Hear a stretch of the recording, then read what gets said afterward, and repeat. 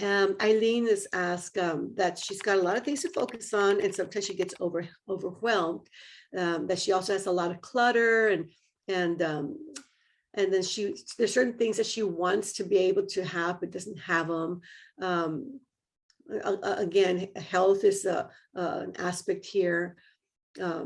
Watching too much YouTube, and the list goes on and on. And she's wondering if she's self-sabotaging herself, and how can she turn these things around? Anytime you ask yourself, am I self-sabotaging? The answer is yes. Because if you're already asking it, then of course you must be doing it. So, it's always important for us to know that when you have a suspicion or an intuition, a gut feeling that you may or may not be doing something wrong or self-sabotaging, the answer is probably yes, you are. So how do you fix that? Well, your thinking is going to be a great part of it. You want to think more positively. You need to clarify what to focus on, kind of like what we did with Donna. You need to prioritize what's more important right now. And for me, it's always going to be health. Health is going to be very important, and you need to work on your health at all times. You can also do a hierarchy, and this could apply to anything. You can write out a hierarchy of what's most important to you. Now, for me, the hierarchy of importance for me is, first of all, God. For me, is source energy, is that energy from where all things come from, that responds to my thoughts, intentions, prayers, and images. And so when I have a good relationship with source energy, then all things seem to fall into place more readily. But for me, what does it take to have a good relationship with source energy? Is to do good, to be good.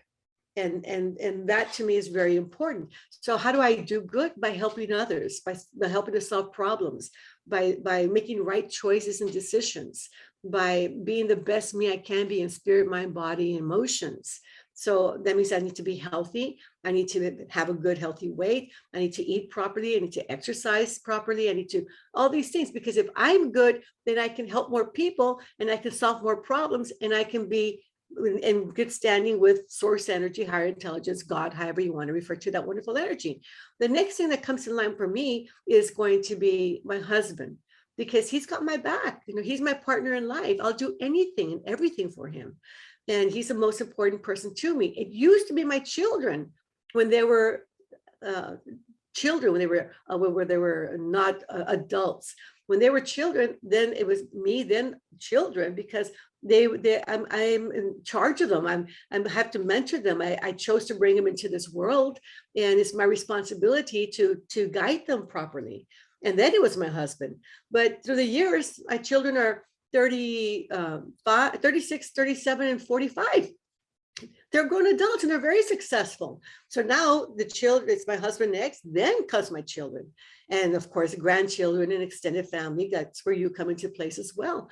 And so, when I do that, and I satisfy the needs of what's most important to me by being there for them, by guiding them, mentoring them, by helping others, them and everyone else, ideas of solving problems, then all these other upper levels seem to get better. My relationship with my husband keeps improving. I get stronger, healthier, and I get more benefits from that. And I improve my relationship with that wonderful energy from where all things come. And then after my children will be my pets, and then my plants. And then, that's basically for me. I mean, I'm going to be as respectful to my pets and my plants as I am to everything else that exists on this planet. And a lot of times people will even ask, but how come you don't have all the other things in there, like, home and wealth, money, this and whatever? And I said, because I don't have to. Because if I'm good to all these things that are important to me, if I'm good, especially with my relationship with God, and then with myself, and then my husband and children and an extended family, and then my pets and my plants, then I get rewarded for that. And the rewards come in material things and wealth, or in nice homes, nice cars. I mean, things of that nature. I don't have to even think about them. They'll come. So when you're wondering, where do I start?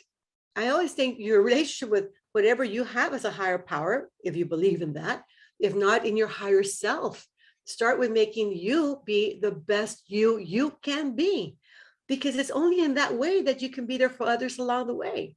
If I'm sick or poor or negative? Do you think I could be here doing this for you?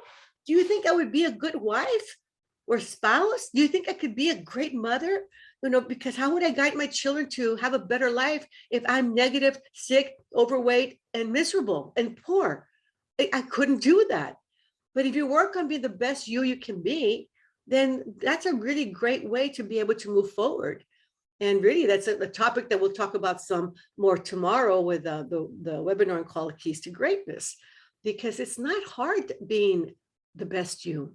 It's not hard being great, but it is dependent on making good choices and decisions for yourself. So when you say, I don't know where to start, I have so many things to do.